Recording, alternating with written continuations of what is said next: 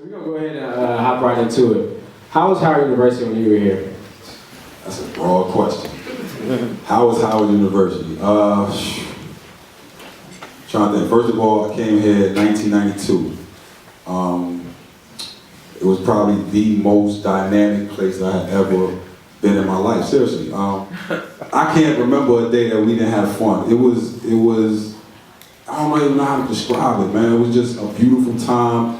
It was the type of thing where we would sit down to dinner, and one time me and Cephas was sitting there and we was like, yo, let's have a party, because I had my turntables in my room. So Cephas drew a flyer sitting at dinner, and we walked to the quad and we put it up in the quad, and that night Drew was packed with girls, right? Packed. So it was like, sort of like a way of everybody meeting everybody. And I thought it was real dope because we actually signed in every person that came in. So it was like back then you could sign in. I think you could have 3 people. Oh, so it was like but it was like, yo, a girl would come with a crew of like 7. So it was like, yo, I already signed in everybody. You was just knocking on dudes' doors like, yo, come downstairs and sign this girl in.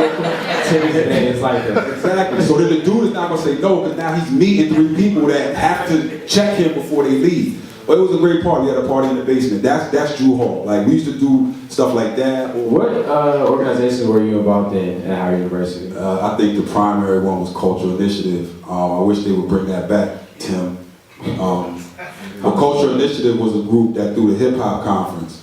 And that was the very first thing that I got involved with on campus.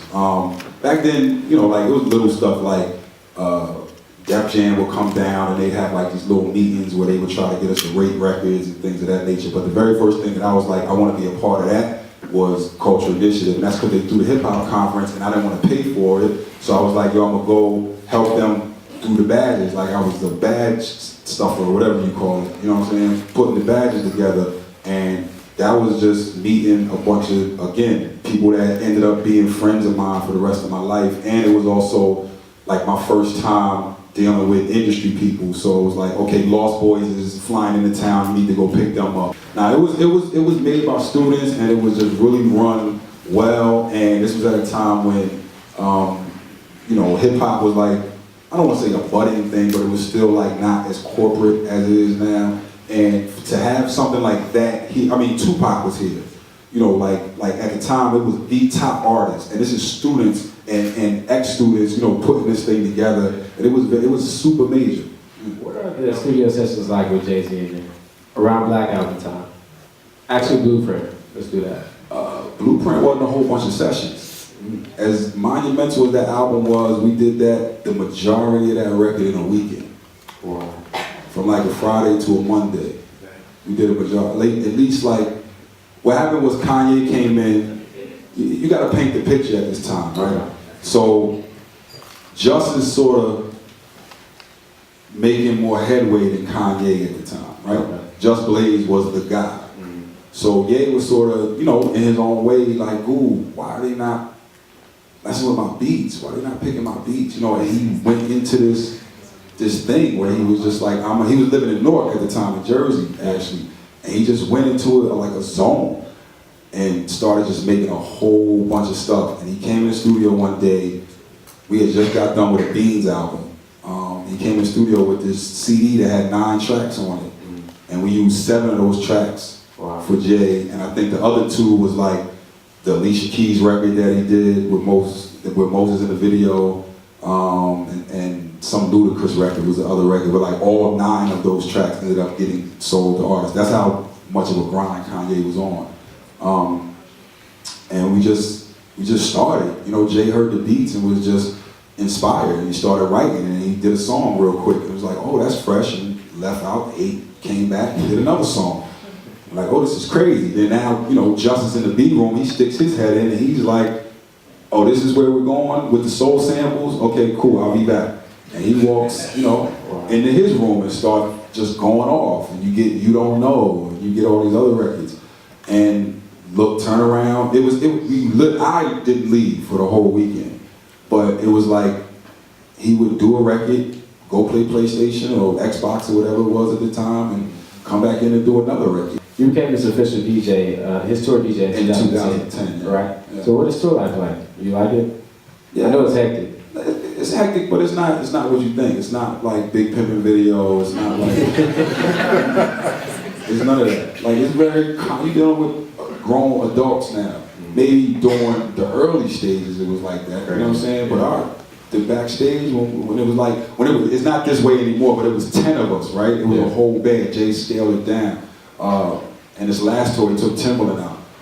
But when it was all 10 of us and it was like the Rock Boys, it was one of the best times of my life. And it's almost like a dentist office backstage. You would think it's some wild hip-hop rap stuff going on, but it's not. Yeah. You know what I mean? It's very controlled, and he's a professional. There's none of that going on backstage. Probably me and Bleak is the only people back there doing stuff that we're not really supposed to be doing. But it's fun, you know? It's fun to travel the world and see the reaction of hip-hop, and to get a world view. If there was one thing I could give to everybody, it would be to travel the world and to get a world view and to see how people live in different environments and how they view Americans and then how they view American blacks. Yeah. So it's a great thing, and it's also the thing that I used to get from DJing at Howard that other DJs didn't necessarily have. Yeah. So meaning this, if you was a DJ at Howard, right, DJs can DJ in a specific area and get real used to playing for just that area. Yeah. You know what I mean? So when I was at Howard, it's all 50 states, it's the islands, it's everybody. So, and the people that I'm playing for are more or less my friends. You know what I mean? So you learn so many of that. Absolutely not a 360 deal. Yeah. But I mean, the key to success nowadays is become independent, push yourself to a certain level, and then have the corporate come in and try to help you. You know, when we were doing what we did, the whole point was to sign a deal. I heard somebody say this the other day, and it's beautiful. They have 360 deals, but they don't have 360 capability. You think about that. 360 deal means if you get into a movie, I'm taking some of that money. Yeah. All of your touring and merchandising, which is the bread and butter at this point, I'm taking that. But you want to take my movie money, but you didn't get me the movie. Yeah. Where's it? And this is Universal. You know what I'm saying? Yeah, that's merchandise too, right? Yeah, where's the department that takes the artist and say, okay, we're gonna match you with this movie? Or where's the department that says, I'm gonna take the artist and I'm gonna put you on this tour? If you set up my tour, then yeah, you deserve it. But don't take the money of my grind just because you don't know how to sell records anymore. You know what I mean? You know, it's a thing where you gotta be independent, you gotta be smart, you gotta realize that it's not gonna be instant success. And you have to have your team together. You have to start constructing a team. Yeah. And people sometimes get misconstrued because they hear me say independent and it sounds cool, right? But again, it's much harder to be free and not be a slave. Yeah. Like when you're a slave, everything's done for you. You just have to listen and do it. Right? You're a slave, don't get me wrong, you're a slave, but the food is given to you, your clothing is given to you, but you don't control how it's done, it's just given to you. Yeah. So when you become free, now you gotta build your own house, you gotta find some land, you gotta find some seeds to plant in that land, you gotta sit and watch that grow, you gotta know how to take it out of the ground, cook it, fix it, move to the next plot so that you can plot again for next year to let that ground replenish itself. You have to know how to do everything. So that's the point. When you're independent, you have to know how to do everything. So you can't do that as an artist by yourself. You need a team. Or you start to change the way that you view the record company. I'll do business with the record company. Yeah. Like you can promote my album, but then that's a fee. Like I'm paying you a fee and you do a job. Or you take 10% of whatever I make on this record. When people would sign record deals in the 90s, they was making 7 cents off of a record. You understand the difference? We're not partners at that point, like you're just pimping me. Yeah. And then now with the 360 deal, it's like you're pimping everything. Yeah. You know, everything that I do. If you get on a television show, whatever, like we own you outright, 360 degrees. That's what it means.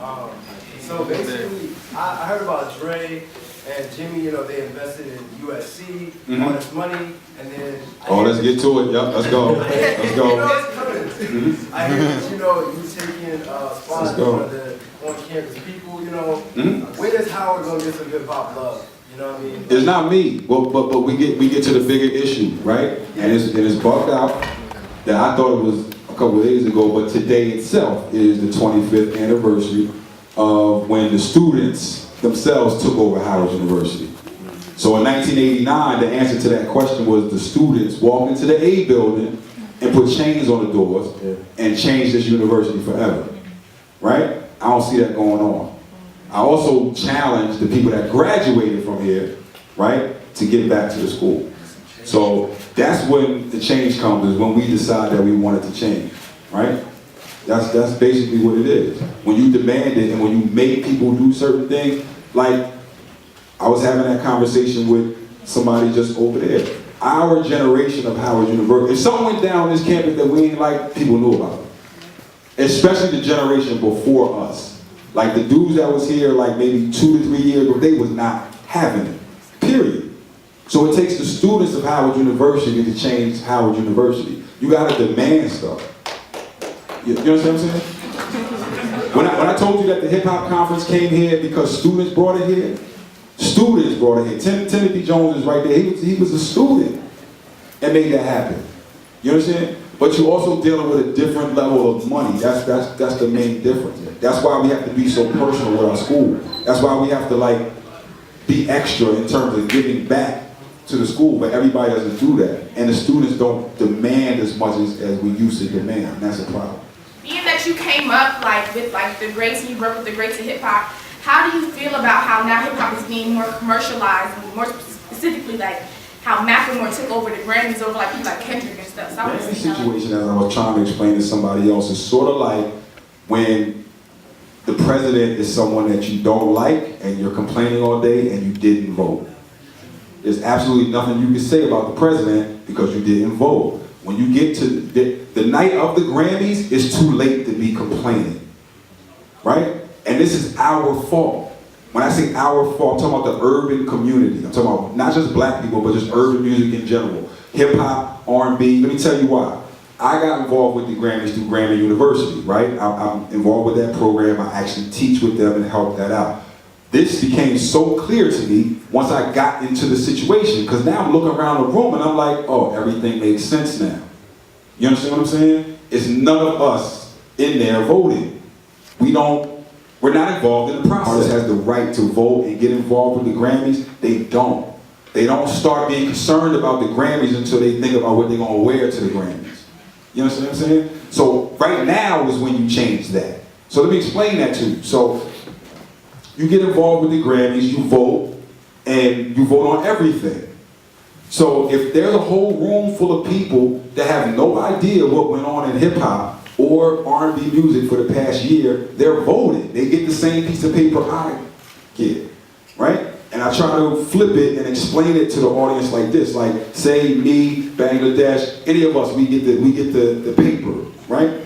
I'm whizzing through the urban part, right? Or the rap part. I know that like the back of my head, this person should win, this person should. It's very clear to us that Kendrick had the better album, right? But if I was to give you the country rock and roll section, you would have no idea of who was rocking last year. If I give you the orchestral music section, you have no idea of who was rocking last year. You know what I'm saying? So when it gets to country, I'm just like, Taylor Swift. And that's who I know. You know what I'm saying? But that really has nothing to do with how good of an artist she is, and even though I know her, what did she do last year? This Grammy Award is for this year, right? You know what I'm saying? I have no idea what Taylor Swift. The only name that I can even recognize, right? My suggestion to the Grammys was that you should do what the movies do. Those people that vote on the movies, they get a screener, they get the movie. So they can sit there and watch and be like, this is this movie, this is this. Anybody that votes in that process, they get a copy of the movie. Especially now with MP3, you have to give the person the album, you can just stream it, right? Because people are voting on what they don't know. So the rest of the people in the room, in their world, Macklemore is rocking, right? The basketball games, the football games, the baseball games they go to, that's what's playing over the music. When they look at the numbers, Macklemore outsold them, right? In their world, the radio stations that they listen to, This is like a homecoming for you. Yeah, absolutely. I want to thank you for having me. So everybody give a round of applause for that.